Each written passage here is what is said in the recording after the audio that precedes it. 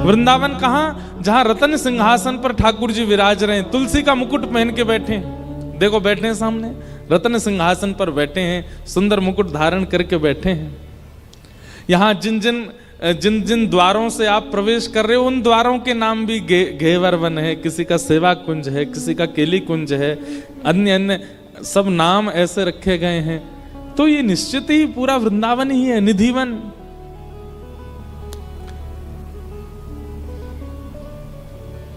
वृंदावन में यमुना किनारा, वृंदावन में यमुना किनारा, नाचत नंद किशोर, नाचत नंद किशोर, अली मन लागे वृंदावन नी। अब देखो नाथ द्वार में, श्रीनाथ जी में वैष्णवों को ही यमुना जी का भाव माना जाता है। अब आप लोग इतनी संख्या में बैठे हैं, आप लोगों के अगर केवल सिर ही सिर देखे जाएं, केवल सिर ही सिर देखे जाएं तो ऐसा लगेगा ये सांवले सांवले, सबके मुख जो मूड हैं वो सांवले ही हैं ना। और यमुना जी का रंग कैसा, वो भी सांवला है। तो आप सब लोगों के सिर जो हैं ये एक साथ एक सिमेट्री में बैठे हैं, तो ये सब यमुना जी हैं। और यमुना जी कैसी, वो हिलती रहती हैं। आप सब भी जब हिलते रहते हो तो आप सबके सिर हिलते हैं, तो यही यमुना जी हैं। ऐसा भाव नाथ द्वार में रखते हैं कि जैसे ही ठाकुर जी के कपाट खुलते हैं तो सामने जितने वैष्णव दर्शन के लिए आते हैं, ठाकुर जी आनंदित हो जाते हैं। आहा कितनी यमुना जी आनंद में, क्योंकि वैष्णव कभी इधर कभी इधर कभी, तो जैसे यमुना जी के झोंके हैं वैसे वैष्णव हैं। वृंदावन में यमुना किनारा, आप सब लोग बैठ गए तो आप सभी श्री यमुना जी का स्वरूप हो। और निरतत नंद किशोर, पीछे नंद किशोर नृत्य कर रहे हैं, यहां नंद किशोर नृत्य कर रहे हैं, इतत नंद किशोर नृत्य कर रहे हैं।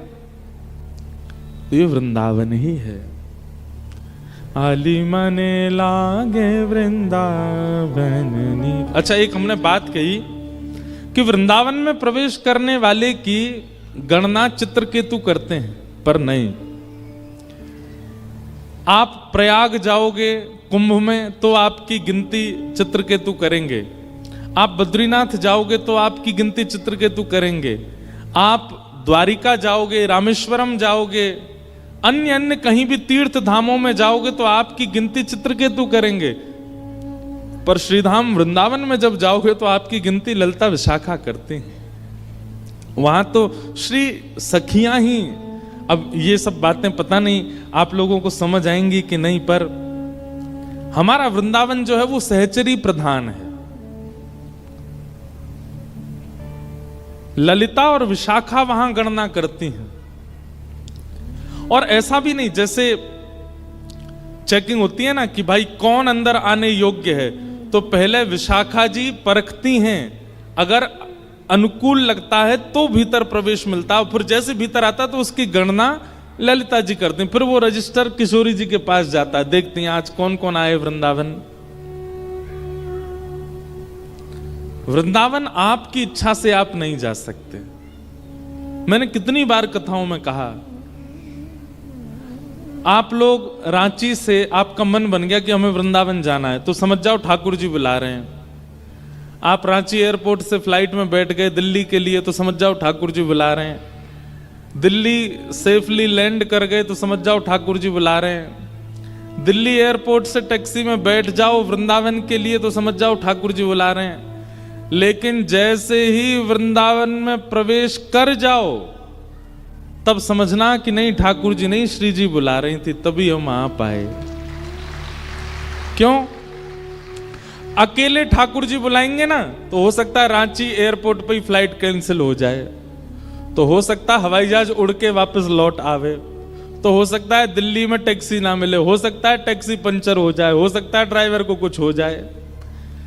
वृंदावन की सीमा पर पहुंचने तक यही सोचिए ठाकुर जी बुला रहे हैं, क्योंकि बीच में आपका प्लान कैंसिल हो सकता है। पर वृंदावन प्रवेश कर जाओ तो समझना कि नहीं नहीं, श्री जी बुला रही हैं। किशोरी जी बुला रही थी, क्योंकि किशोरी जी बुलाएंगी तो आप प्रवेश कर ही जाओगे। अच्छा, एक बात और, वृंदावन जाती तो दुनिया है,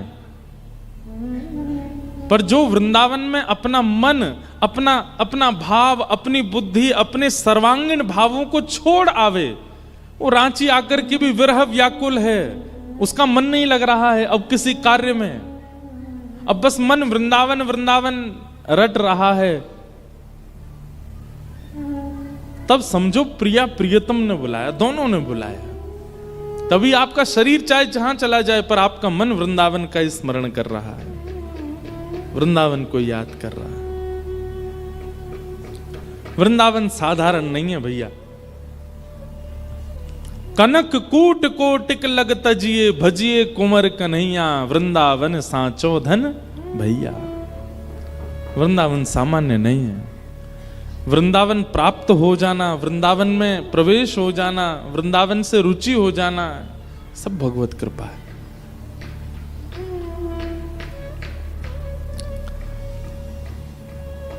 हम आप सब लोग भागवत की कथा सुन रहे हैं। कल प्रथम दिवस महात्म की चर्चा सुनी, आज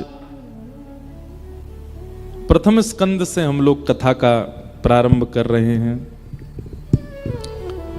जन्माद्यस्य यतोऽन्वयादितरतः चार्थे स्वविज्ञस्वराट्, तेने ब्रह्म हृदय आदि कवये मुह्यन्ति यत्सूरयः, तेजो वारि मृदां यथा विनिमयो यत्र त्रिसर्गो मृषा, धाम्ना स्वेन सदा निरस्तकुहकं सत्यं परं धीमहि।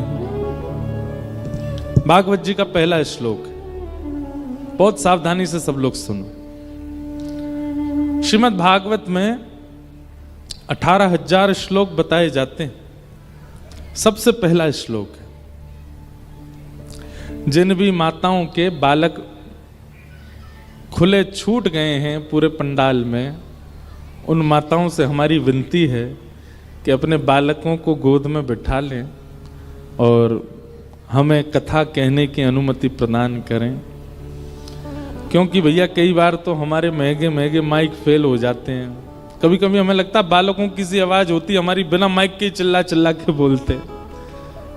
बालकों को कथा में लाया करो, नहीं सुनेंगे कोई बात नहीं, बैठाया करो, थोड़े रोएंगे धोएंगे ऊधम मचाएंगे, पर लाया जरूर करो, पर लाके खुला मत छोड़ दिया करो। बोलो वृंदावन बिहारी लाल की जय। तो श्रीमद् भागवत के प्रथम श्लोक में संपूर्ण कृष्ण लीला है, बहुत ध्यान से सुनिएगा। अनेक अर्थ हैं प्रथम श्लोक के, कहीं पर भगवत परक अर्थ है, कहीं पर नारायण परक अर्थ है, कहीं पर कृष्ण परक अर्थ है। अनेक अनेक विद्वानों ने प्रथम श्लोक के अनेक अर्थ किए हैं। हम लोग कृष्ण लीला सुन लें पूरी। जन्माद्यस्य यतोऽन्वयादितरतः, जो परमात्मा जन्म लेते ही अपने माता पिता को छोड़ अन्वयात इतरतः, यानी कि वसुदेव देवकी जी को छोड़ करके नंद यशोदा के पास चले गए। और कैसे हैं? बोले चार्थे स्वविज्ञस्वराट, पूतना रूप बदल करके आई। सक्टासुर, अघासुर, बकासुर, धेनुकासुर, कितने सारे असुर आए, पर सबको ठाकुर जी पहचान गए। चाहे कितना भी रूप बदल करके कोई सामने आए, ठाकुर जी उसको पहचान जाते हैं। इसलिए हम निवेदन करते हैं कई बार कि भाई ठाकुर जी के आगे आप दुनिया में किसी के भी सामने कुछ भी बन के जाओ, पर ठाकुर जी के सामने जैसे हो वैसे जाओ। जैसे आप संसार में कभी किसी से मिलते हैं तो अपना इंप्रेशन जमाने के लिए, अपने थोड़ी सी उसके चित्त में अपना प्रेम बैठाने के लिए आप थोड़ा सा बनावटी बन के जाते हो तो आप बहुत क्रोधी, लेकिन ऐसे दिखाओगे कि आहा इनसे ज्यादा दीन कोई नहीं।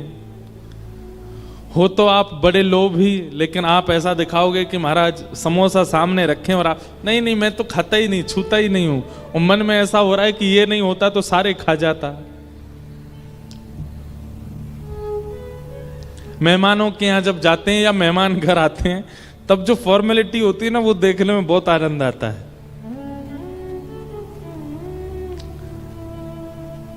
अच्छा, मेहमानों के घर आना या मेहमानों के यहां जाना, उसमें एक बड़ी विचित्र सी एक स्थिति होती, पता नहीं आपने अनुभव किया कि नहीं। ना खाओ तो वो लोग कहते हैं कि हमने इतने भाव से मंगाया, इतने प्रेम से मंगाया, और कई बार खाने लग जाते हैं तो फिर उनके मन में यह भी आ जाती है कोई भूखा ही आया था क्या, सभी खा रहा है। पता नहीं आपको अनुभव हुआ कि नहीं, हमको तो कई बार, अब तो नहीं होता, अब तो हम मेहमानों के यहाँ ना जाते हैं ना आते हैं, हम तो कथा करने जाते हैं। अब तो बचपन में जब हमारे यहाँ कोई मेहमान आते तो वो एक के बाद एक समोसा खाते रहते, तो हमें यूँ लगती है सुबह भूखे ही निकले घर से, एक आध छोड़ के नहीं जाएंगे हमारे लिए। तो ये बनावटीपना जो है, इसको व्यवहार कहते हैं। क्या कहते हैं? ये व्यवहार सब निभाते हैं संसार में। भाई देखो, मैं किसी का पुत्र हूं, किसी का भाई हूं, किसी का मित्र हूं, किसी का सखा हूं, लेकिन इस समय जैसे ही मैं यहां प्रवेश किया पंडाल में, तो मैं भी एक व्यवहार निभाया। मैं महाराज जी बन के आया हूं, मैं भी एक व्यवहार निभा रहा हूं, एक महाराज बन के। आपके झारखंड में और बिहार में तो महाराज बाबा ही बोलते हैं, चाहे महाराज जी आ जाएं, चाहे गुरु जी आए, सब बाबा ही बोलते हैं। आज सुबह सुबह हमको कोई बोला बाबा राम राम, तो हमने कही यार उम्र तो हमारी इतनी नहीं है, बाबा क्यों बोल रहे हो? तो फिर बोले महाराज जी हमारे झारखंड में पंडितों को, गुरुजियों को, सबको बाबा ही बोलते हैं। एक बार हमारी बिहार में कथा हो रही थी, तो वहां हम क्रिकेट खेलने जाते थे। तो क्रिकेट का कोई मैदान नहीं था, तो कथा पंडाल के बगल में ही जगह थी, वहीं खेलते थे। तो जितने श्रोता थे वो पहले हमारा क्रिकेट देखते थे, और उसके बाद हम चेंज करके आते, फिर उनको कथा सुनाते थे। तो हम क्रिकेट खेलते थे तो सारे श्रोता चारों तरफ बैठ करके बाबा छक्का, बाबा चौका, बाबा छक्का, सब यही चिल्लाते थे। सुनने में बड़ा अटपटा लगता था, लेकिन यहां बाबा ही बोलते हैं। तो व्यवहार, ये व्यवहार संसार में निभाइए। व्यवहार संसार के लिए रखिए, ठाकुर जी के लिए नहीं। ठाकुर जी के सन्मुख व्यवहार नहीं होना चाहिए, ठाकुर जी के सन्मुख तो वास्तविकता होनी चाहिए। आप जैसे हो वैसे जाइए। क्यों? क्योंकि चार थे स्वविज्ञ स्वराट, वो अभिज्ञ हैं, सब जानते हैं। व्यवहार उसके सामने किया जाता है जो आपको नहीं पहचानता, जो आपको नहीं जानता, आपके मन को नहीं जानता, उसके सामने आप व्यवहार करते हो। पर जो आपको जान जाता है उसके साथ। अब देखो एक और बात, जैसे नए नए मित्र बनते हैं तो प्रारंभिक समय में व्यवहार करते हैं, पर जैसे जैसे उठना बैठना ज्यादा होने लग जाता है तो फिर व्यवहार छोड़ दिया जाता है, सहजता। उसको हम फिर बोलते भाई अब फॉर्मेलिटी मत कर, अब तो हमारी दोस्ती पुरानी हो गई। विवाह में भी पति पत्नी प्रारंभिक समय में व्यवहार करते हैं, लेकिन जैसे 1-2 साल निकल जाते हैं शादी के, फिर व्यवहार नहीं होता, फिर फॉर्मेलिटी नहीं होती, फिर वास्तविकता होती है। ठाकुर जी के सन्मुख पहले क्षण से ही व्यवहार नहीं होना चाहिए, वास्तविकता। आप जैसे हो वैसे जाओ। क्यों? चार थे स्वविज्ञ स्वराट, वो अविज्ञ हैं, अनविज्ञ नहीं है, सब जानते हैं।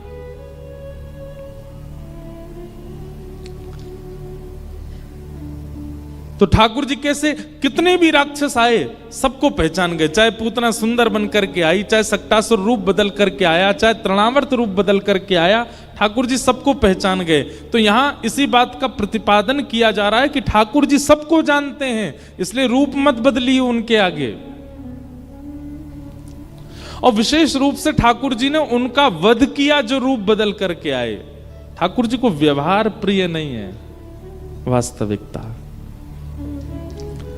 तेने ब्रह्म हृदय आदि कवये मुह्यन्ति यत् सूरयः।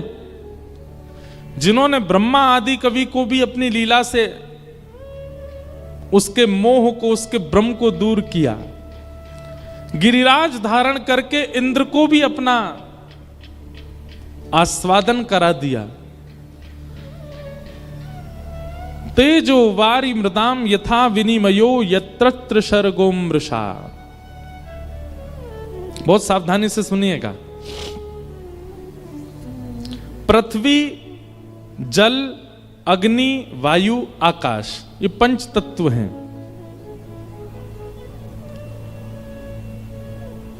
ऐसी भावना रखी जाती है कि नाम जप करने वाला ठाकुर जी को प्रिय है, यज्ञ अनुष्ठान करने वाला ठाकुर जी को बहुत प्रिय है, परिक्रमा करने वाला, कथा सुनने वाला, तिलक लगाने वाला, कंठी पहनने वाला, एकादशी व्रत करने वाला ठाकुर जी को बहुत प्रिय है।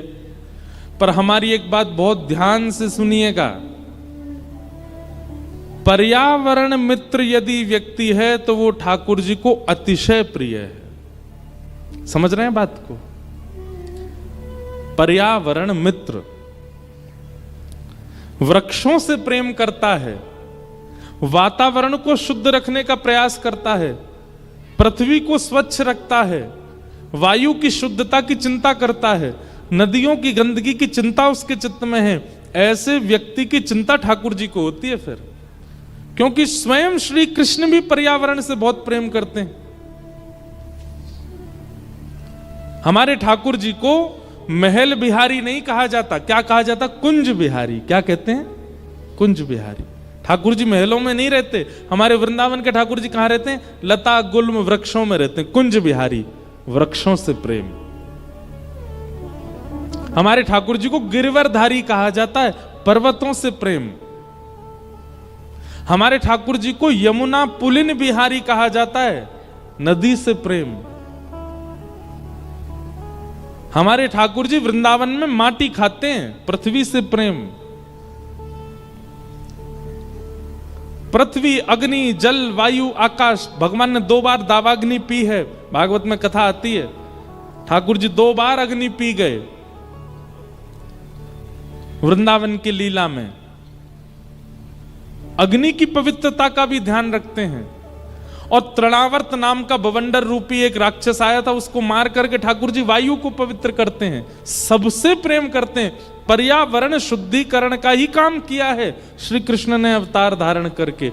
और हम यदि तिलक लगाते हैं, यज्ञ करते हैं, जप करते हैं, कंठी पहनते हैं, एकादशी करते हैं, लेकिन पर्यावरण को शुद्ध नहीं रखते, ठाकुर जी प्रसन्न नहीं रहेंगे। इसलिए हमारी हाथ जोड़ के प्रार्थना, अगर आप वैष्णव धर्म अपनाते हो तो पर्यावरण मित्र भी बनिए।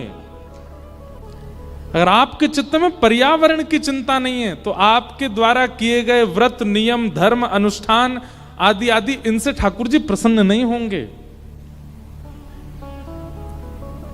ठाकुर जी को पर्यावरण बहुत अच्छा लगता है। हमारे वृंदावन से तो हम थोड़े से उदास हैं। वृंदावन से उदास नहीं है, वृंदावन आने वाले और वृंदावन के प्रशासन के लोग वृंदावन के प्रति बिल्कुल चिंता व्यक्त नहीं करते। वृंदावन में वन नहीं बचे, वृंदावन में हम स्वयं वृंदावन निवासी हैं। 28 वर्ष की आयु हो गई। 28 वर्ष में पिछले 11-12 वर्षों में आचमन तक नहीं किया होगा अच्छे से यमुना जी का। है ही नहीं जल ऐसा आचमन कर सके। कभी कभी मन में बहुत चिंता होती है कि श्री ठाकुर जी को हम कैसा वृंदावन प्रदान कर रहे हैं। भीड़ तो बहुत हो रही है वृंदावन में, रसिकों की और दर्शनार्थियों की भीड़ तो बहुत हो रही है, पर ठाकुर जी को जो चाहिए वो वृंदावन हम नष्ट करते जा रहे हैं। इसलिए हमारे आपसे प्रार्थना है, हम तो चाहते हैं कि हम ऐसी कोई पहल लेकर के चलें। कथाओं में इतने वैष्णव आते हैं, इतने युवा आते हैं, वृंदावन को पुनः वन बनाया जाए, वृंदावन फिर से वन बने, वृंदावन में यमुना जी परम पवित्र हो जाएं, शुद्ध हो जाएं। हमारे ठाकुर जी शायद फिर से रमण करने लगेंगे वृंदावन में।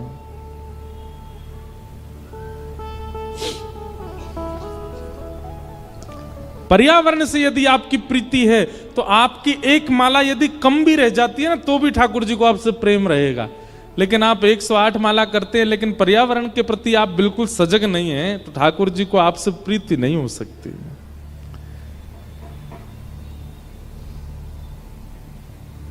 इसलिए पर्यावरण मित्र बनिए। हमारे गोवर्धन में एक महाराज जी थे, उनका नाम था पंडित श्री गया प्रसाद जी महाराज। आप लोग आगे कभी गिरिराज जी की परिक्रमा करने जाओ तो हमारी कही एक बात सुनिएगा। दान घाटी पर श्री ठाकुर जी का मंदिर है गिरिराज जी का, वहीं से अधिकतर परिक्रमा प्रारंभ होती है। तो वहां से जैसे ही आप परिक्रमा प्रारंभ करेंगे, थोड़ी सी ढलान है, नीचे की तरफ उतरेंगे तो करीब 1.5 किलोमीटर बाद ही आपके सीधे हाथ पर परिक्रमा मार्ग में पंडित श्री गया प्रसाद जी महाराज की समाधि है। वहां जाकर के थोड़ी देर एकांत में रज में बैठिएगा गिरिराज जी की सन्निधि में। आपको जो स्तुति आती है, आपका जो गुरु मंत्र है, आपको जो कीर्तन आता है, जो भजन आता है, वहां बैठ करके गिरिराज जी को सुनाइएगा। और फिर जो आपका अनुभव होगा उसको अपने मन में रखिएगा। हम कभी मिलें अगर भविष्य में तो हमको बताइएगा, निश्चित होगा। तलहटी गोवर्धन की रहिए, तलहटी गोवर्धन की रहिए। हमारे ब्रज में गाते हैं, एक पद है तल है। अच्छा, आप में से गिरिराज जी गए कितने लोग हैं? हाथ ऊपर करना। जय हो। जितने लोग कथा पंडाल में हैं उसके लगभग 15% लोग ही गए हैं। अगली बार ब्रज जाइए, बिना गिरिराज जी की परिक्रमा लगाए मत आइएगा लौट करके। हम एक बात घोषणा करके कह रहे हैं कथा में, ठाकुर जी यदि आपसे प्रसन्न हो गए तो वृंदावन में 2 स्थान ऐसे हैं जहां ठाकुर जी आपको दर्शन दे सकते हैं। यदि मन बनाएंगे दर्शन देने का तो 2 ही स्थान हैं, या तो वृंदावन में यमुना का तट, वहां ठाकुर जी आपको दिख सकते हैं, या गोवर्धन की तलहटी श्री गिरिराज जी। हमारे श्याम सुंदर कहां हैं वृंदावन में? यमुना के तट पर या गिरिराज जी की तलहटी में। वैसे तो सर्वांगीण ब्रजमंडल श्री कृष्ण हैं, परंतु जैसे होता है ना, किसी बड़े व्यक्ति से मिलना है तो उसके कार्यालय पे जाओ, या जहां वो सबसे मिलता है वहां जाओ, जहां ज्यादा उसका आवागमन रहता है वहां जाओ। तो हमारे ठाकुर जी रहते तो पूरे वृंदावन में है, पूरे ब्रज में है, लेकिन विशेष आवागमन ठाकुर जी का यमुना जी के तट पर और गिरिराज जी की तलहटी में। गिरिराज जी जाके क्या करना चाहिए इस पद में लिखा है, ध्यान से सुनिएगा और गाइएगा हमारे साथ। तलहटी गोवर्धन की रहिए, तलहटी गोवर्धन की रहिए। हो तन पुलकित ब्रज रज में लोटत, तन पुलकित ब्रज रज में लोटत। वृंदावन में, हमारे ब्रजमंडल में, भैया देखो कल हमने कथा में कहा था कि रांची की ये कथा पूर्ण रूपेण ब्रज के भाव से ही कहेंगे हम। और इसमें कारण ये है कि इतना ब्रज ब्रज ब्रज ब्रज चारों ओर दिखा दिया हमको कि अब हम यहाँ ज्यादा ज्ञान वैराग्य की चर्चा कर नहीं पाएंगे। हमको वृंदावन ही याद आ रहा है यहाँ पे, इसलिए सुनिएगा ब्रज भाव। वृंदावन में जाइए और जाकर के महाराज वृंदावन की रज में यमुना जल मिलाइए, और यमुना जल मिला करके सिर पर लगा लीजिए, अपने गालों पर लगा लीजिए, बढ़िया रज यहाँ लगा लो। सुंदर वृंदावन की रज में लौट करके अपने सर्वांगीण अंग को ब्रज रज में अंकित कर दो। उससे क्या होगा? तन ने जितने भी पाप किए होंगे, तन से जो भी पाप बन चुके होंगे, सब नष्ट हो जाएंगे वृंदावन की रज से। तन पुलकित ब्रज रज में लोटत, तन पुलकित ब्रज रज में लोटत।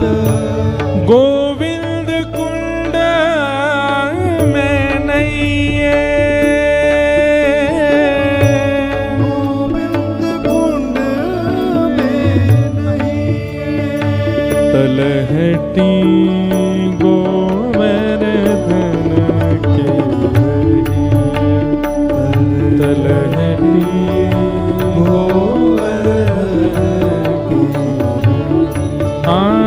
तलहटी गोवर्धन के रहे तलहटी गोवर्धन के। और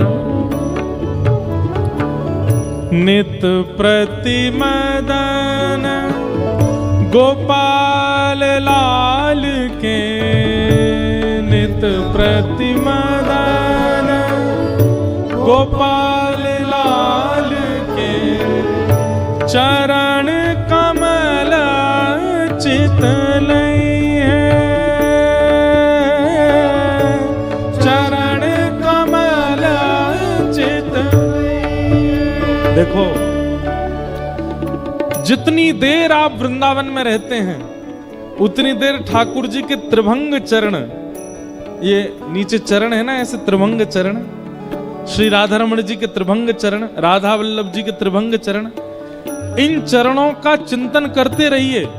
हम लोग क्या करते हैं, नेत्र बंद करके मुखमंडल का स्मरण करते हैं, राधा वल्लभ जी ऐसे, राधा रमण जी ऐसे, बिहारी जी ऐसे। नहीं, चरणों को गाढ़ करके देखिए। बिहारी जी के तो चरण ही नहीं दिखते, साल में एक बार दिखते हैं बस। बहुत अनमोल वस्तु होती है ना, वो कभी कभी दिखाई जाती है। सोचो चरण कितने अनमोल हैं। ठाकुर जी मुख तो रोज ही दिखाते हैं अपना, चरण कभी कभी दिखाते हैं। इसलिए जब चरण देखने को मिले ठाकुर जी के चरणों को गाढ़ करके देखिए और उनको चित्त में बैठा लीजिए। और वृंदावन में जितनी देर रहो बार बार नेत्र बंद करके त्रिभंग चरणों का स्मरण करते रहो। आप लोगों को ये बात यहां बैठ करके इलॉजिकल लगेगी, लेकिन जब वृंदावन जाओगे ना तब आप याद करेंगे इस भाव को। ठाकुर जी के चरण कैसे हैं? संचिंतयेत भगवतश्चरणारविंदम वज्रांकुशध्वज सरोरुहलांचनाड्यम उत्तुंग रक्त विलसन नख चक्रवाल। श्री ठाकुर जी के चरणों में ऐसे ऐसे चिन्ह हैं कि उस चिन्ह से हमारे विकार, हमारे दोष, हमारी आपत्ति, हमारी पीड़ा, हमारे विषाद, वो सब नष्ट हो जाते हैं।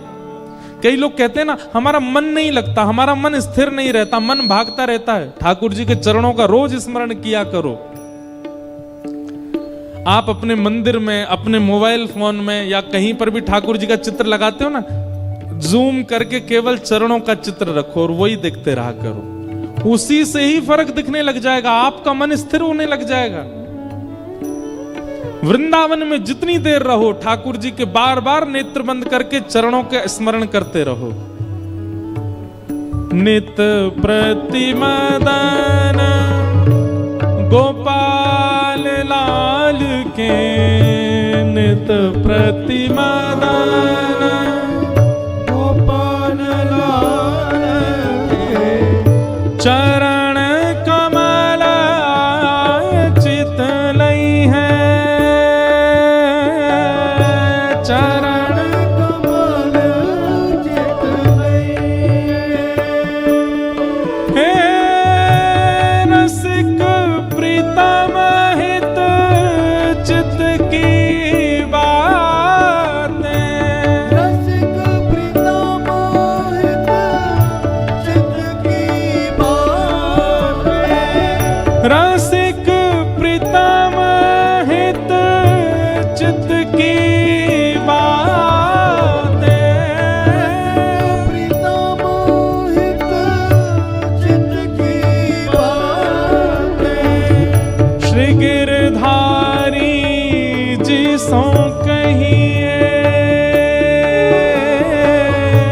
गिरधारी जी सो कहिए तलहटी गो मेरे धन की रही तलहटी गो मेरे धन की रही हाँ तलहटी गो मेरे धन की रही तलहटी गो मेरे धन की रसिक प्रीतम हित चित की बातें रसिक प्रीतम हित चित की बातें श्री गिरधारी जिसों कहिए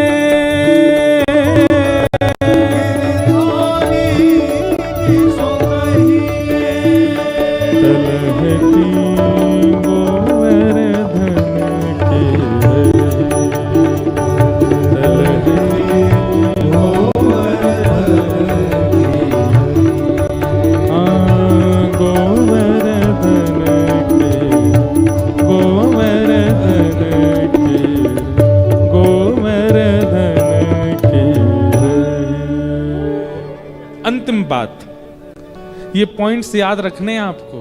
पहला क्या था? तन पुलकित ब्रज रज में लोटत गोविंद कुंड में नहिए।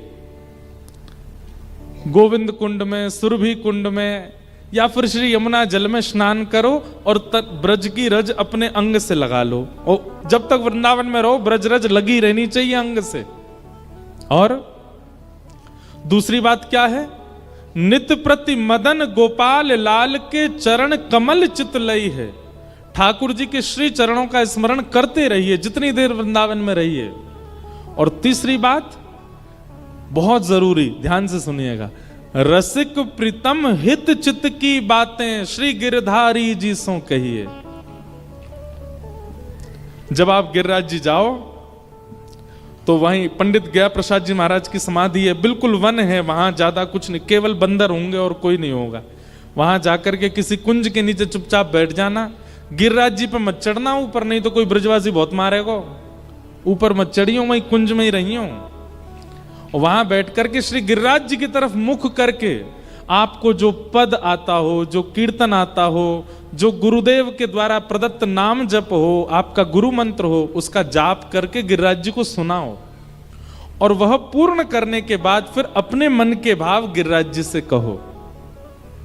ये मत कहना कि हमारे पेपर आ रहे हैं, पास करा दो, हमारी ये काम नहीं बन रही, ऐसे करा दो, ये करा, नहीं। ठाकुर जी से ऐसे चर्चा करो जैसे किसी सखा से करते हैं। हे गिरिराज जी, आप कैसे हैं? ठीक हैं, आनंद में हैं। हम रांची से आए हैं, परिक्रमा करने आए हैं, हमारे मन में आप प्रकाश कीजिएगा ठाकुर जी, हमारे अंदर बड़े दोष हैं, हम ऐसा ऐसा कर्म करते हैं, हम गलत खाते हैं, हम गलत व्यवहार करते हैं, हम ईर्ष्या करते हैं, आप हमारे चित्त को प्रसन्न कर देना है नाथ, और कुछ नहीं चाहिए हमें। कभी कभी मैं कथा में कहता हूं कि व्यक्ति भगवान से सब मांगता है, लेकिन जो मांगना चाहिए वो नहीं मांगता। क्या? ठाकुर जी से कभी ये नहीं मांगता कि हे ठाकुर जी मुझे सरल बना दो, कभी नहीं मांगता। ठाकुर जी से कहेगा धनवान बना दो, करोड़पति बना दो, योग्य बना दो, ऐसा बना दो, मेरे बच्चे ऐसे कर दो, पत्नी ऐसी कर दो। पर कभी ठाकुर जी से ये क्यों नहीं कहता कि मुझे सरल बना दो, मुझे सहज बना दो, मुझे निर्मल बना दो? कभी नहीं कहता, कोई नहीं कहता।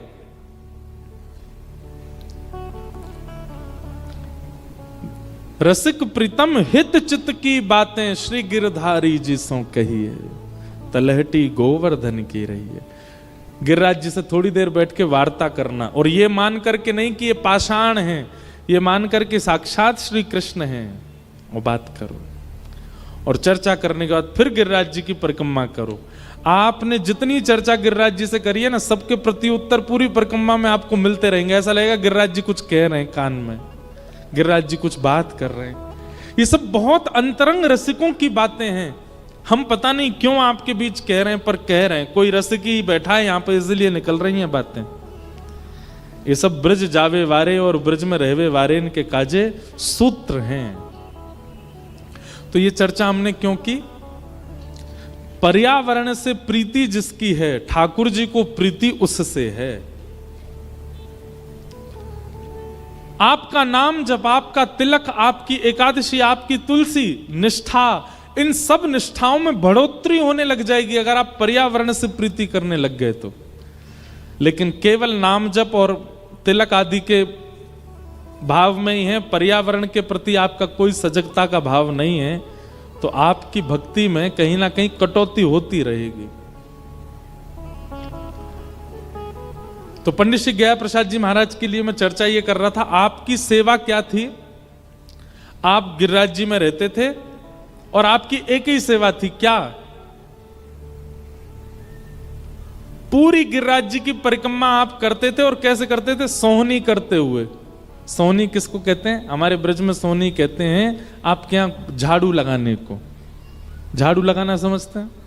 यहां पे झाड़ू ही बोलते हैं ना, और तो कुछ नहीं बोलते।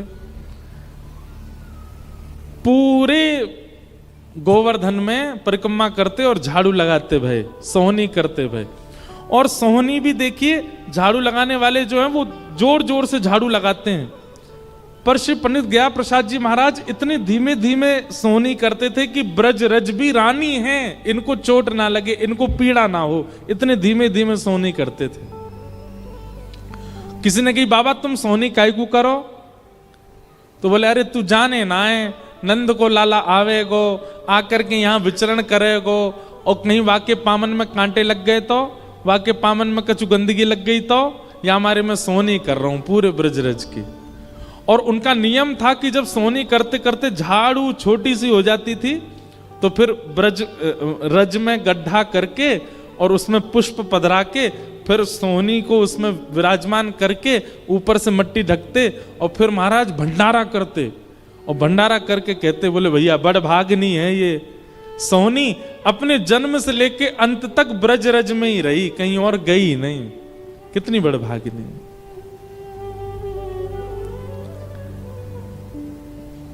अद्भुत भाव है ब्रज का। ऐसी सेवा भाव हमारे चित्त में कब आएगा ठाकुर जी के प्रति, ब्रज के प्रति?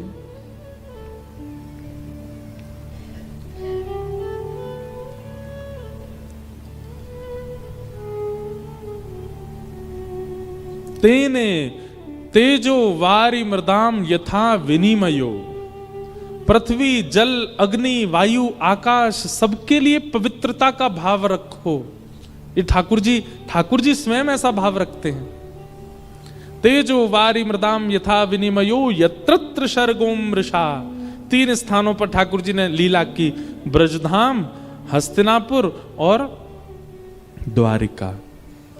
धामना स्वेन सदा निरस्त कुहकम सत्यम परम धीमहि। अपनी लीला पूरी करने से पूर्व ठाकुर जी ने उद्धव को ज्ञान उपदेश किया। ऐसे परम सत्य श्री कृष्ण को हम प्रणाम करते हैं। संपूर्ण कृष्ण लीला एक ही श्लोक में। ये भागवत जी का पहला श्लोक।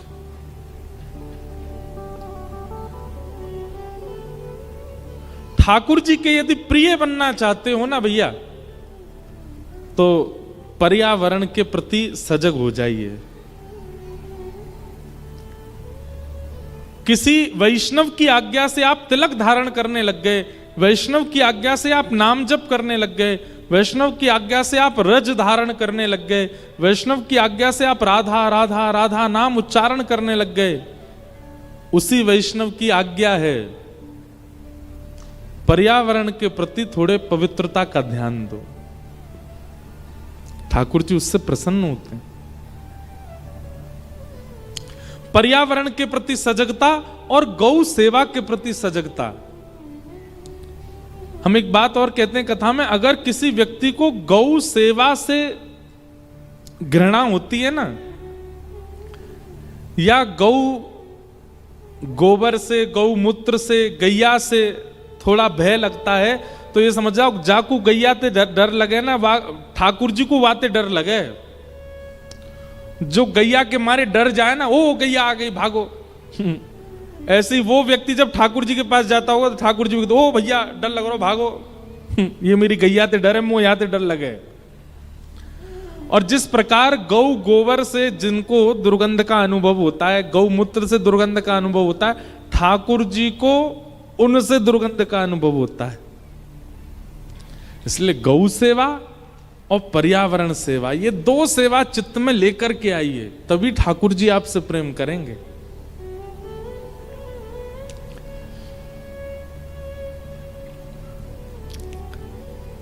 भागवत जी के पहले श्लोक में संपूर्ण कृष्ण लीला सुनाई गई। दूसरे श्लोक में 4 बातें हैं, विषय, अधिकारी, संबंध और प्रयोजन। बहुत ध्यान से सुनिएगा कि धर्म प्रोजित केतवोत्र परमो निर्मत्सराणां सताम वैद्यं वास्तवमत्र वस्तु शिवदं तापत्रयोन्मूलनम् श्रीमद्भागवते महामुनिकृते किं वा परैरीश्वर सद्यो हृदयवरुध्यते त्रिकृतभिः शुश्रूषुभिस्तत्क्षणा। बहुत सावधानी से सुनिएगा, विषय, अधिकारी, संबंध और प्रयोजन, ये 4 बातें हम यहां बताने वाले हैं। सबसे पहला, भागवत जी का विषय क्या है? भागवत जी का विषय क्या है? तो कहते हैं धर्म प्रोजित केतवोत्र परमो। सुनने वाले के चित्त में, सुनने वाले के मन में परम धर्म के प्रति सजगता प्रकट होना, यह भागवत का विषय है। परम धर्म किसको कहते हैं? तो धर्म और परम धर्म 2 बातें। आप इस संसार में रहने के लिए, 3 समय की रोटी खाने के लिए, परिवार चलाने के लिए जो कर्म करते हो वो धर्म कहलाता है। लेकिन इस संसार के बाद परलोक प्राप्ति के लिए, भगवत धाम की प्राप्ति के लिए जो कर्म करते हो वो परम धर्म कहलाता है। समझ में आई बात? अपने परिवार के पालन के लिए, 3 समय की रोटी पाने के लिए, एक प्रकार से व्यवहार निभाने के लिए जो भी कर्म आप करते हो, आप दुकान चलाते हो, आप जॉब करते हो, आप बिजनेस करते हो, आप ड्राइवर हो, आप पायलट हो, आप जो कुछ भी हो, सजगता से और बिना किसी घोटाले के, बिना किसी अपराध के आप जो कर्म करते हो वो धर्म कहलाता है।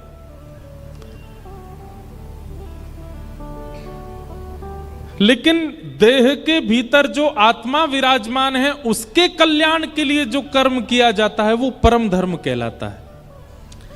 देह कल्याण के लिए जो कर्म वो धर्म, और देह के भीतर विराजमान आत्मा के कल्याण के लिए जो कर्म है वो परम धर्म। हम सब धर्म तो करते हैं, पर कई बार परम धर्म में हमसे चूक होती रहती है। देह का कल्याण हो, देह का उद्धार हो, देह सजग हो, देह आनंदित हो, इसका विचार पूरी दुनिया करती है। और कई बार हम देवालयों में, तीर्थों में, कुंभ जैसे महापर्वों में भी केवल देह की उपस्थिति और देह के कल्याण के लिए ही जाते हैं, आत्मा का कल्याण नहीं सोचते।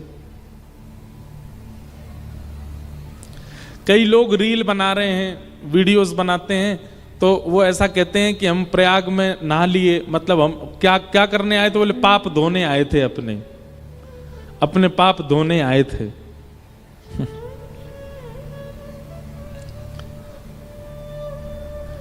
आप प्रयागराज कुंभ गए और संगम में स्नान करने के बाद भी वैसे ही हो जैसे पहले थे, तो फिर आपके कोई पाप नहीं धुले।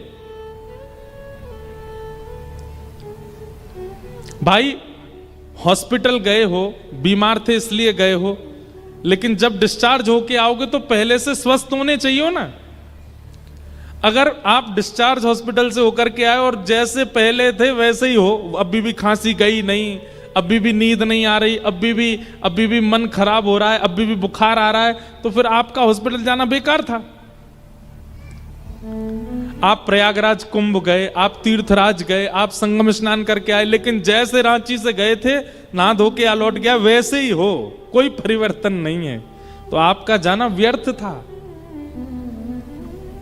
लेकिन आप गए और जाके स्नान करके लौट करके आए महाराज, तो विचारों में परिवर्तन आ गया, बोली चाली में परिवर्तन आ गया, व्यवहार में परिवर्तन आ गया। घर वाली भी कहने लगे बदला बदला सा लग रहा है भाई, ये अब पहले से थोड़ा सुधर सा गया है जब से स्नान करके आया। पर ऐसा किसी के साथ नहीं हो रहा है, सब केवल डुबकी लगाने में ही होड़ लगा रहे हैं, परिवर्तन तो हो ही नहीं रहा है। क्यों? क्योंकि हम धर्म का चिंतन करते हैं, परम धर्म का नहीं करते। हमारा केवल उद्देश्य होता है शरीर को ले जाना, जाकर के वहां डुबकी लगवाना और तुरंत दौड़ दाड़ करके वापस आ जाना। यही संगम स्नान कथा सुनने के बाद जाओगे तो आप धर्म की भावना से नहीं, परम धर्म की भावना से जाओगे। आप यह विचार करके जाओगे कि मुझे परिवर्तन के लिए जाना है, मुझे विचारों की शुद्धि के लिए जाना है। एक बार में ही बजा लो सब लोग। हाँ बस, आधे उन्हें बजाई, आधे यहां बजा रहे, समझ में आई वही बजा रहे हैं। अब देखो, कल बहुत हृदय विदारक घटना हो गई, कल या परसों दिल्ली में कितने सारे लोगों ने भागदौड़ मचा दी रेलवे स्टेशन पर। क्यों? सब धर्म का चिंतन करते हैं, उनको ये देह हमारा पहुंच जाए, कैसे लटक के पहुंचे, चढ़ के पहुंचे, कैसे भी पहुंचे।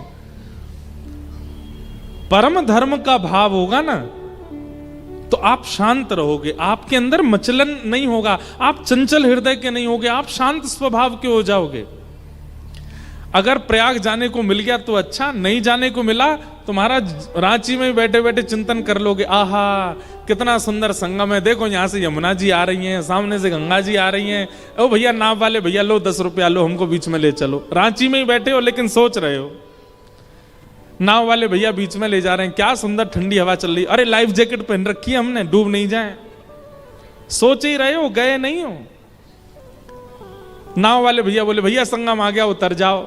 तुरंत आप यमुना जी में, गंगा जी के संगम में उतर गए, वस्त्र उतार करके डुबकी लगा ली, हर हर गंगे जय यमुना मैया की, संगम स्नान हो गया। और यही स्नान का भाव रखने के बाद आपने क्या विचार किया?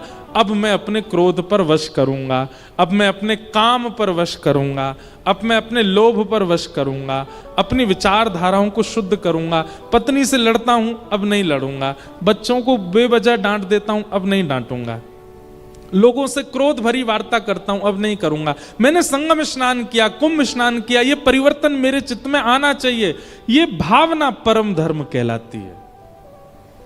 और ये परम धर्म आप मेरे बताए गए क्रिया से घर जाके कर लोगे, संभव होगा नहीं। कथा सुननी पड़ेगी और कथा को जीवन में उतारना पड़ेगा। फिर आप रांची बैठ करके जो चिंतन करोगे वो अपने आप हो जाएगा। आप सोच लोगे मुझे काम पर वश करना है, धीरे धीरे काम घटने लगेगा। आप सोचोगे मुझे क्रोध पर वश करना है, धीरे धीरे क्रोध घटने लगेगा। परिवर्तन की स्थिति लाएगी कथा ही, कथा के बिना नहीं हो सकता। क्यों? क्योंकि कथा परम धर्म सिखाती है। कथा का विषय क्या है? परम धर्म। और परम धर्म का मतलब देह का कल्याण नहीं, आत्मा का कल्याण। उसके लिए करना क्या पड़ेगा?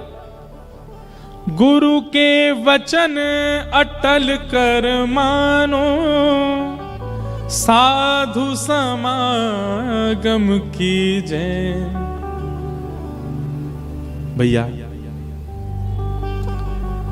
जिसके प्रति भी आपका गुरु भाव है, गुरु का मतलब क्या होता है?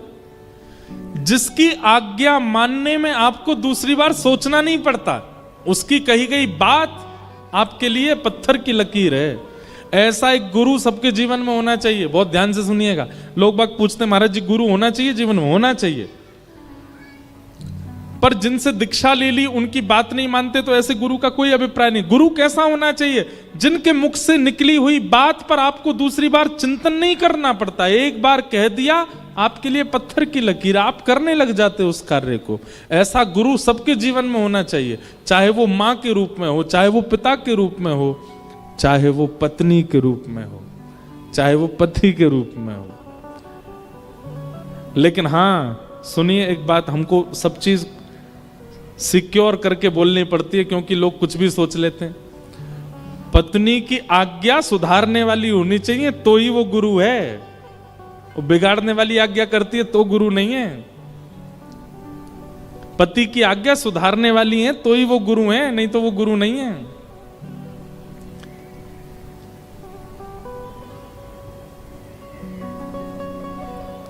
गुरु, गुरु शब्द का अर्थ क्या? गु कहते हैं अंधकार को, और रू कहते हैं निवृत्ति को। जिसकी वाणी से, जिसकी उपस्थिति से, जिसके दर्शन से आपके हृदय का अज्ञान रूपी अंधकार समाप्त हो जाता हो, उसको गुरु कहते हैं। और ये कोई भी हो सकते हैं। दत्तात्रेय जी के 24 गुरु हैं। अगर आप चाहते हैं कि आपका मन परिवर्तनशील हो, आप जो विचार करो, परिवर्तन करना चाहो, वो तुरंत होने लग जाए, उसके लिए गुरु आज्ञा मानना प्रारंभ कर दीजिए। आपको भक्ति में वर्धन चाहिए, गुरु आज्ञा से हो जाएगा। और इसका सबसे बड़ा प्रमाण पता कौन है? हमारे ब्रजमंडल में प्रगटे श्री सूरदास जी महाराज। कौन? सूरदास जी। सूरदास जी के पास नेत्र नहीं थे, जन्म से ही नेत्र नहीं थे। कहीं कहीं कथा ऐसी आती कि वो जन्म के बाद नेत्र थे, पर उनको कुछ बीमारी हुई जिसके बाद उनके नेत्र चले गए। कहीं कहीं ऐसा लिखा है कि जन्म से अंधे थे। लेकिन सूरदास जी, उन पर श्रीमद् वल्लभाचार्य जी की कृपा हुई, और जैसे ही वल्लभाचार्य जी की कृपा हुई, सूरदास जी बिना नेत्र के होते हुए भी ठाकुर जी की नित्य लीलाओं का दर्शन करते थे। हम नेत्र होने के बाद भी ठाकुर जी का वैसा दर्शन नहीं कर पाते जैसा बिना नेत्रों के सूरदास जी दर्शन करते थे। प्रसिद्ध कथा है, थोड़ी सी कहूंगा, कि सूरदास जी रोज जाकर के और ठाकुर जी के रूप का वर्णन कर देते थे। आज ठाकुर जी ने पीली पोशाक पहनी है, सिर पर 5 मोर वाला मोरपिच्छ धारण किया है, आज ठाकुर जी ने मोतियों की लड़ पहनी है, आहा, कानों में मकराकृत कुंडल, मकराकृत कुंडल मतलब मगरमच्छ की आकृति वाले, इतनी गहराई से वर्णन कर देते थे ठाकुर जी के श्रृंगार का। सब लोग चकित रहते, यार इनको दिखता है नहीं, ये गा कैसे देते हैं ठाकुर जी का रूप। एक दिन पुजारी जी ने ठाकुर जी को वस्त्र नहीं पहनाए, केवल एक कौपीन पहना दी, छोटी सी कौपीन, और गले में मोतिन की माला पहना दी। जैसे ही पर्दा खोला तो सूरदास जी से कहा, सूरदास जी आज बता के दिखाओ ठाकुर जी कैसे लग रहे हैं। ऐसा हो सकता है ये रोज सोच के आते होंगे, आज पीली पोशाक के बारे में बोलूंगा, आज नीली पोशाक के बारे में बोलूंगा, और संभवतः ठाकुर जी वैसा ही पहन लेते हैं। आज हमने ठाकुर जी को पोशाक ही नहीं पहनाई, आज गा के सुनाए। बताइए सूरदास जी ठाकुर जी कैसे लग रहे हैं।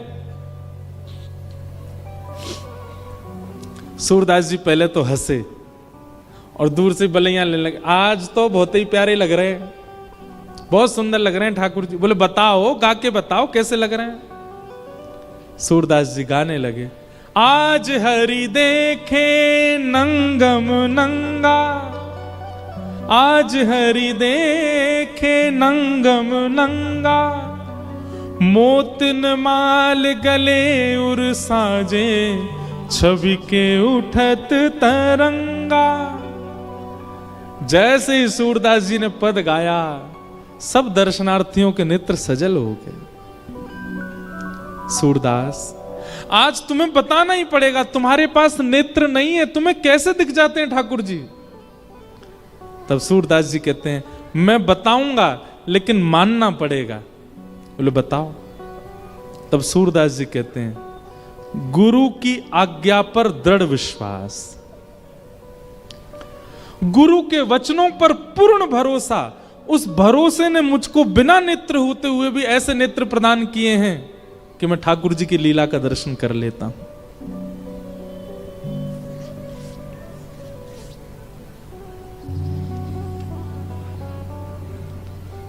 अब देखो, ये लीला ना तो भागवत जी में लिखी है, ना अन्य किसी ग्रंथ में लिखी है, पर सूरदास जी को दर्शन हो रही है। कौन सी लीला?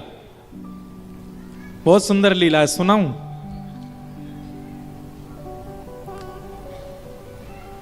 एक बार ये सूरदास जी को दिख रही है लीला। कैसी लीला? बोले एक बार कीर्ति मैया, राधा रानी की माता जी का नाम क्या है? कीर्ति मैया। कीर्ति मैया श्री किशोरी जी तो बोली, लाली तू अब बड़ी है गई है, तू अब सुघड़ है गई है। ब्रजभाषा में बोले समझेंगे आप लोग। लाली अब तू सुघड़ है गई है, अब तू बड़ी है गई है, अब नेक नेक घर के काम करो कर, तो किशोरी जी बोली आज्ञा करो मैया, कहा करूं? तो किशोरी जी बोली, कीर्ति मैया बोली, लाली गौशाला में जाके गैया को दूध काढ़नो सीख, दूध काढ़े कर गैया को। तो किशोरी जी बोली ठीक है। वैसे तो बड़ी सुकोमला हैं किशोरी जी, सब उनका बहुत सम्मान करते हैं, बहुत प्रेम करते हैं किशोरी जी से। पर आज आज आज पता नहीं क्यों कीर्ति मैया के मन में आ गई कि जाओ किशोरी जी जाके गौशाला में गैया को दूध निकालो। अब महाराज सब सखियां तैयारी कर रही हैं, बंधन बार बांधे गए, सुंदर पुष्पों से सजाया गया गौशाला को, सोने की बाल्टी मंगाई गई, किशोरी जी दूध निकालेंगी।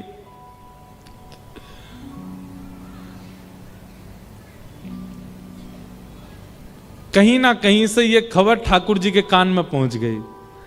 ठाकुर जी जैसे ही पता चली किशोरी जी दूध निकारवे वाली है, ठाकुर जी तो उसमें एक्सपर्ट हैं, दूध निकारवे में एक्सपर्ट हैं ठाकुर जी तो ठाकुर जी अपने सब सखान के संग बोले चलो चलो आज बरसाने चल रहे हैं। बोले काय को? बोले किशोरी जी दूध निकालेंगी, जल के देखेंगे कैसे निकाल रही हैं।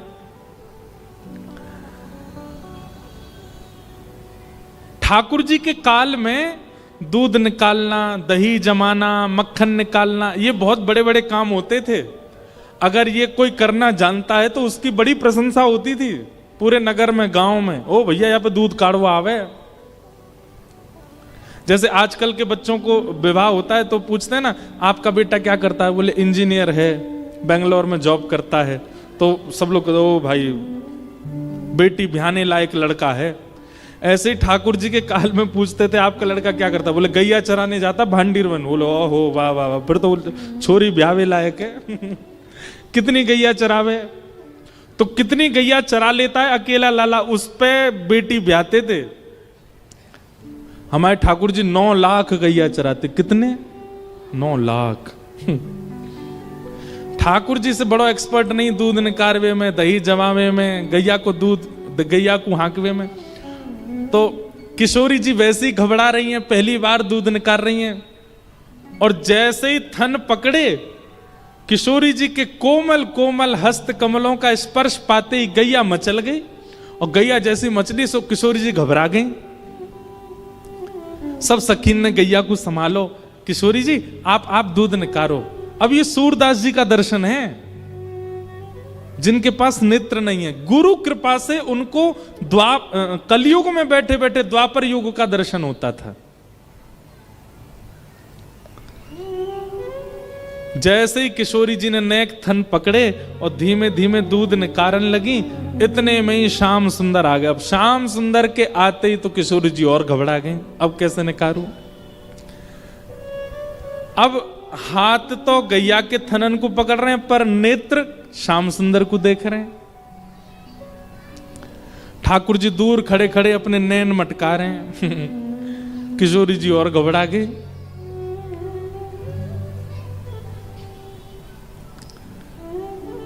दूध निकाल रही है पर पात्र की जगह नीचे गिर रहा है। इतने में ही सब सखी बोली अरे श्यामाजू आप ते ना है पाएगो, रहन दो, छोड़ दो। किशोरी जी बोली ना है, मुंह को बाल्टी भर के दूध ले जानो है, अगर नहीं लेके गई तो कीर्ति मैया बहुत डांटेंगी। तब ठाकुर जी बोले देखो एक काम करो, आप पीछे खड़ी है जाओ, हम बैठ के दूध निकाल देंगे और दूध निकाल के तुम्हारी पूरी बाल्टी भर के दे देंगे, जाके कीर्ति मैया दे दियो। अब कीर्ति मैया कहा पता कौन ने निकालो, मैंने कि तुमने? तो किशोरी जी तो पीछे आके खड़ी हो गई। अब ठाकुर जी बैठे हैं किशोरी जी की गैया को दोहवे के काज। कौन दुहावे गैया तुम पे, कौन दुहावे गैया तुम पे, लिए रहत हो कनक दोहिनी, बैठत हो अधपैया तुम पे, कौन दुहावे गैया। सब सखियां कह रही हैं, हे श्याम सुंदर तुम पे कौन दुहावे को गैया? क्यों? बोले तुम तो 24 घंटा सोने की दोहनी, दोहनी मतलब जिस बाल्टी में दूध निकालते हैं, वह संगी लिए डोलो, तुम पे कौन दुहावे गैया? अतिरस काम प्रीत जान के आवत खिरक दुहैया, तुम पे कौन दुहावे गैया? जैसे कोई काम आपसे नहीं बना और कोई और व्यक्ति आए, हट जा चल मैं करके दिखाता हूं, तो बाकी के लोग कहते हैं हाँ बड़े आए ये करेंगे। अब ऐसे सब ठाकुर जी को ताने मार रही हैं गोपियां, हम बे ये निकालेंगे दूध गैया को। तब सब सखी करिए देखो तो सही, इत चितवत उत धार चलावत, यही सिखायो मैया। देखो तो सही, थन पकड़ रखे और देख इतकू रहे हैं किशोरी जी के माऊ, कैसे निकालेंगे ये दूध? गुप्त प्रीत तासो करी मोहन, जो है तेरी दैया, तुम पे कौन दुहावे गैया? सूरदास प्रभु झगड़ों सीख्यो, सूरदास प्रभु झगड़ों सीख्यो, जो घर खसम गुसैया, तुम पे कौन दुहावे गैया? अब इस पद का अर्थ थोड़ा सा बता दूं। ठाकुर जी गैया दोहवे गए, तो जैसे ठाकुर जी दोहवे जा रहे हैं तो सब सके हाँ जी ये निकारेंगे, इन पे सीधो चलो ना जाए, ये दूध निकारवे आए हैं। देखो तो सही, हमारे माऊ देख रहे हैं और थन पकड़ रहे हैं गैया के। अरे भैया थन की ओर देखो, यहां कहां देख रहे हो? ठाकुर जी बार बार दूध निकारवे के काजे आगे बढ़े, सखीन के ताने पड़े, तो ठाकुर जी ऐसे गुस्सा कर रहे हैं जैसे घर में आयो भयो कोई मेहमान गुस्सा है जाए। मेहमान यहां पर वैसे शब्द तो है, घर में आए हुए नए नए जमाई राजा जैसे गुस्सा हो जाते हैं, ऐसे ठाकुर जी गुस्सा कर रहे हैं सखीन पे। लेकिन सूरदास जी कहते हैं सब सखीन के मुख बंद कर दिए ठाकुर जी ने। कैसे? जैसे ही थन को स्पर्श कियो, ठाकुर जी के स्पर्श करते ही थन पकड़ के चलाने नहीं पड़े, स्पर्श है अपने आप थनन से दूध निकलने लगो और दोहनी अपने आप भरन लगी, और सब सकीन के मुख बंद है गए। दोहनी भर करके और ठाकुर जी ने बाल्टी उठा करके किशोरी जी को दी, ले जाओ दिखा दो अपनी कीर्ति मैया को, निकाल दियो हमने दूध और अपना नाम लगा दियो, तुमने निकारो है।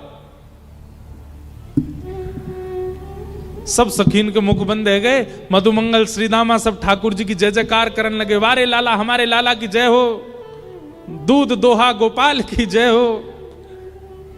दूसरे ने तो हाथ लगाना पड़े, हमारो लाला तो गैया छी दे तो वाके थननते अपने आप दूध निकल जाए। ठाकुर जी की विजय हो गई। अब यह लीला कहीं लिखी नहीं है, सूरदास जी को दिखती है, सूरदास जी को अनुभव होती है। और कोई सूरदास जी से कहता कैसे दिख जाती है आपको ये लीला? तब सूरदास कहते हैं केवल एक उपाय, क्या? गुरु के वचन अटल कर मानो। मैंने गुरु आज्ञा के प्रति, गुरु सेवा के प्रति कभी संशय नहीं किया अपने मन में, पूर्ण विश्वास, पूर्ण भरोसा। भरोसो दृढ़ इन चरणन केरो। इसलिए भैया हम गुरु नहीं है आपके, पर जितनी देर कथा सुना रहे हैं उतनी देर आपको गुरु भाव रखना पड़ेगा। यहां से उतरते ही भले ही बालक मानो, पर यहां जितनी देर बैठे हैं उतनी देर गुरु रूप रखना पड़ेगा, भाव रखना पड़ेगा। वो भी इसलिए कि वाणी से आपके चित्त में परिवर्तन हो सके। बिना गुरु भाव के, बिना गुरु निष्ठा के परिवर्तन असंभव है।